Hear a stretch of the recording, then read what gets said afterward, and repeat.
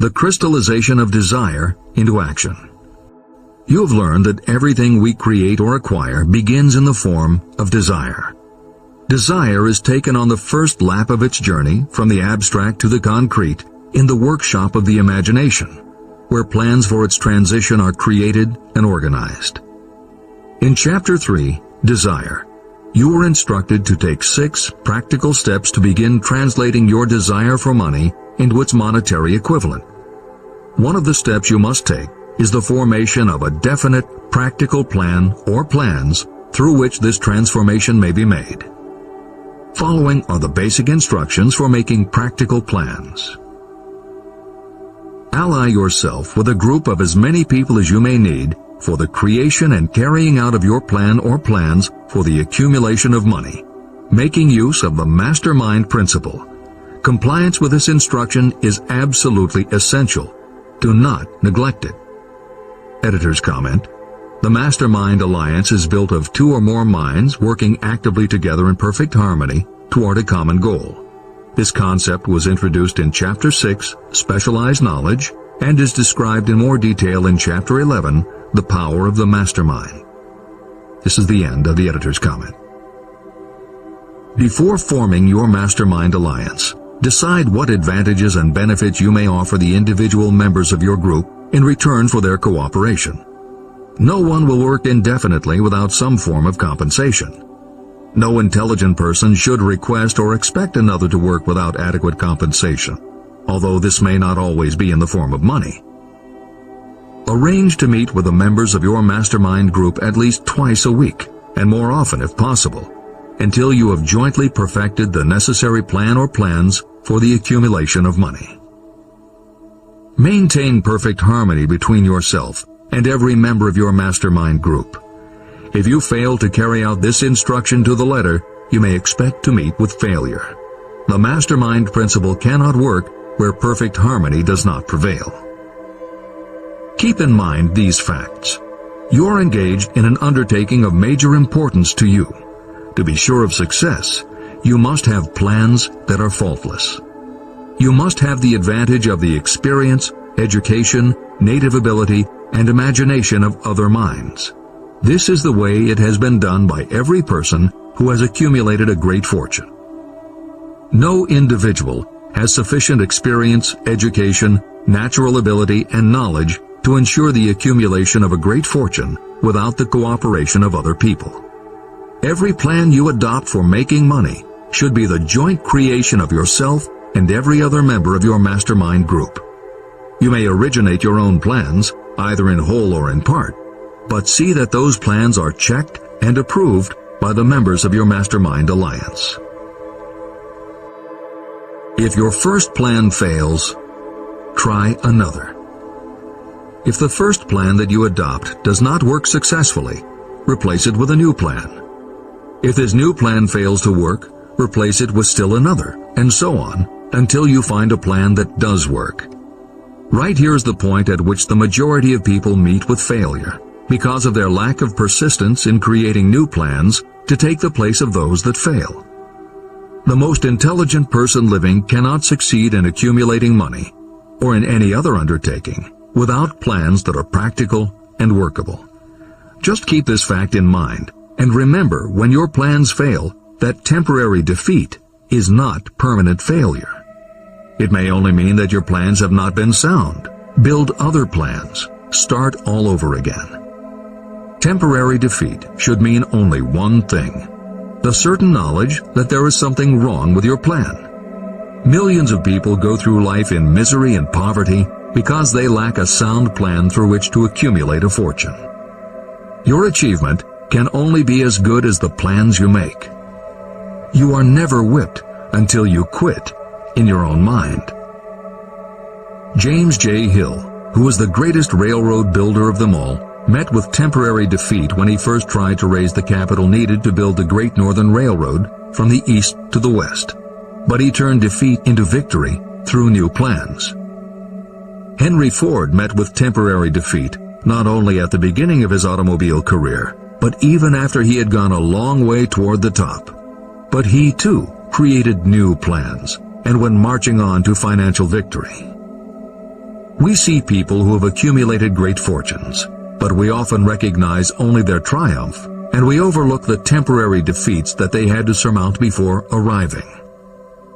No follower of this philosophy can reasonably expect to accumulate a fortune without experiencing temporary defeat. When defeat comes, accept it as a signal that your plans are not sound. Rebuild those plans and set sail once more toward your goal. If you give up before your goal has been reached, you're a quitter. A quitter never wins, and a winner never quits. Write this sentence on a piece of paper in letters an inch high and place it where you will see it every night before you go to sleep and every morning before you go to work. When you begin to select members for your mastermind group, choose those who do not take defeat seriously. Some people foolishly believe that only money can make money. This is not true. Desire, transmuted into its monetary equivalent through the principles in this book, is the way money is made. Money, of itself, is nothing but inert matter. It cannot move, think, or talk, but it can hear when someone who desires it calls it to come. Intelligent planning is essential for success in any undertaking designed to accumulate riches. Following are detailed instructions to those who must begin the accumulation of riches by selling personal services. It should encourage you to know that practically all the great fortunes began either from selling personal services or from the sale of ideas. When you think about it, what else except ideas and personal services can you give in return for riches if you don't have products or property? Leaders and followers. Broadly speaking, there are two types of people in the world. One type is known as leaders and the other as followers. Decide at the outset whether you intend to become a leader in your chosen calling or remain a follower. The difference in compensation is vast. The follower cannot expect to make as much as a leader, although some followers make the mistake of thinking they should. It is no disgrace to be a follower. On the other hand, it is no credit to remain a follower. Most great leaders began as followers. They became great leaders because they were intelligent followers. With few exceptions, the person who cannot follow a leader intelligently cannot become an efficient leader. The person who can follow a leader most efficiently is usually the person who develops into leadership most rapidly. An intelligent follower has many advantages, including the opportunity to acquire knowledge from the leader. The major attributes of leadership. The following are important factors of leadership. 1. Unwavering courage based upon knowledge of yourself and your occupation. No follower wishes to be dominated by a leader who lacks self-confidence and courage. Certainly no intelligent follower will be dominated by such a leader for very long. 2. Self-control. The person who cannot control himself can never control others. Self-control sets a strong example for your followers, which the more intelligent followers will emulate. 3. A keen sense of justice. Without a sense of fairness and justice, no leader can command and retain the respect of their followers. 4. Definiteness of decision. Those who waver in decisions show that they are not sure of themselves and therefore cannot lead others successfully. 5. Definiteness of plans. Successful leaders must plan their work and work their plans.